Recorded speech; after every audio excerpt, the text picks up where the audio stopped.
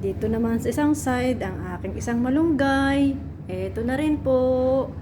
Pero usog din. Tinanim ko lang yan ang sanga na yan. Yan, hindi ko pa yan napuputulan. Paabutin ko din yan siguro hanggang ceiling bago ko putulin. Maganda na rin siya. Pero usog. Sanga lang yan itinanim ko. Ito yung aking palm tree. Yung aking photos kung saan ay money plant, ang snake plant, green snake plants, ang oil aloe vera, tsaka ito, kalimutan, para photos na rin, kaya lang green, ibang klase yan. Yan. Yan ang aking halaman dito. Kaya masaya ko. Kakabuhay ako ng marami o magandang malunggay. Ito, sa tubig lang siya, kaya lang kailangan din sa araw. Kasi yung dahon niya ay yellow-green.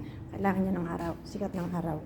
At ito dito, sa another balcony naman, ito sa harap ng balcony, ito rin, yan, may fortune tree, another snake plants. Alam niyo mga kapatid, mga kaibigan, o sino man mga kacharon, itinanim ko yan, green, yellow, yung yellow. Pero ang lumabas green, ito din yan, ganda-ganda niya, nakailang putol na rin yan, ngayon lumago na ulit. At saka ito, maganda rin siya, oh. Meron siyang suloy, ang ganda niya, marami siyang suloy sa mga dulo-dulo yan, oh. Ang ganda niya.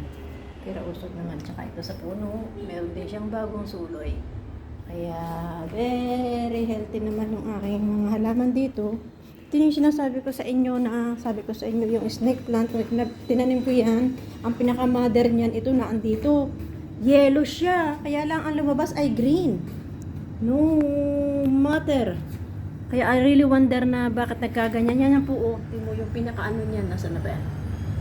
Yan, pinaka-yellow na yan. Yan, ang mother niyan, yan ang pinaka, yan ang itinanim ko lang.